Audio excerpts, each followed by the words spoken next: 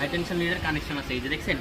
আচ্ছা এইটা ব্যাটারি থেকে কি, এখান থেকে ব্যাটারি থেকে চার্জ দেয়, চার্জ নেওয়ার পরে কি এখানে আসে, এটা হচ্ছে কয়েলের তার বলে বাংলায়, ঠিক আছে।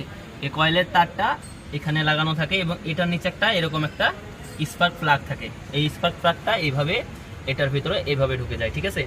যখন আমরা চাবি সুইচ দিই, যখন চাবিটা কি সেল ঘোরাই, তখন কি হয়, এটাতে স্পার্ক করে এখানে, আর এই যে ভিতরে এটা দেখায়, এটা কি স্পার্ক করে। স্পার্ক করার পরে কি এটা একটা বিদ্যুৎ উৎপন্ন হওয়ার মতো, যে বিদ্যুৎ যেখানে শক করলে যেরকম একটা সিসির সিসির করে আলো জ্বলে, হ্যাঁ, বিজলি চমকানোর মতো ওই আলোটা হয়। তো এই স্পার্ক প্লাগটা মনে করেন যে এই কাজ করে, স্টার্টের জন্য কাজে লাগে।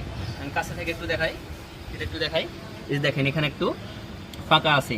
এই ফাঁকাটা যদি না থাকে, এই ফাঁকাটা যদি জোড়া হয়ে যায়, লেগে যায় নিচের ইয়ের সাথে, তাহলে কি হবে, এটা শর্ট করবে না বা স্টার্ট নিবে না গাড়ি, ঠিক আছে। এটা কারেন্ট পাবে না ঠিকঠাক, তাহলে কি ইঞ্জিনটা ঘুরবেও না, আর ইঞ্জিন না ঘুরলে স্টার্ট নিবেও না। তাহলে আমরা দেখি যে এই ফাঁকটা যদি থাকে তাহলে ঠিকঠাক থাকলে কি স্টার্ট নিবে, ঠিক আছে।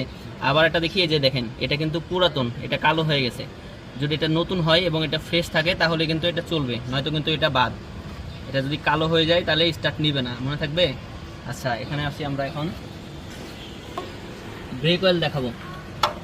তুষার ভাই এদিকে আসেন। এই যে এটা হচ্ছে ব্রেক অয়েল, ঠিক আছে। এটা ব্রেক অয়েলের এই যে একটা লেবেল দেখতে পাচ্ছেন, এই প্লাস্টিকের যে দাগটা, এটা একটা লেবেল, ঠিক আছে।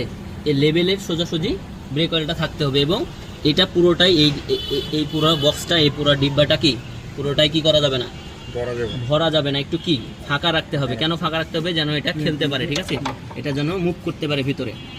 এটা একটা ছাকনি, এই ছাকনিটা দেওয়ার কারণ হচ্ছে যখন আমরা ব্রেক অয়েলটা ঢালবো তখন যেন কি ব্রেক অয়েলটা কি পরিষ্কারভাবে যায় এবং ময়লা যেন না যায়, ঠিক আছে।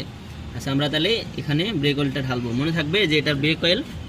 আচ্ছা ব্রেক অয়েলের কাজ কি, ব্রেক অয়েলটা হচ্ছে এমন কাজে লাগে যখন আমরা ব্রেক করি তখন কি এই অয়েলের দ্বারা ব্রেকটা ঠিকভাবে কাজ করে। এই অয়েলটা যদি কম থাকে তাহলে কি ব্রেক ফেল হবে বা স্লিপ করবে গাড়ি, ঠিকভাবে ব্রেক হবে না, তাহলে কি হবে, অ্যাক্সিডেন্ট হওয়ার সম্ভাবনা থাকবে। তাহলে এই ব্রেকটা কি আমরা ঠিকঠাকভাবে এই অয়েলটা চেক করব এবং ঠিকভাবে যেন থাকে, ফুল থাকে সেটা দেখব, ঠিক আছে। আচ্ছা এবার আমরা আসি, এটা হচ্ছে ইঞ্জিন অয়েল, দেখা যায় এর কাছে উপরে থেকে ধরেন, দেখি এটা উপরে থেকে ধরেন, এটা হচ্ছে ইঞ্জিন অয়েলের ক্যাপ। এটা যদি আমরা খুলি এইভাবে তাহলে কি হবে দেখাই, এই যে এটা খুলে আমরা এখানে কি করব, ইঞ্জিন অয়েলটা এটার মধ্যে ঢালবো, ঠিক আছে।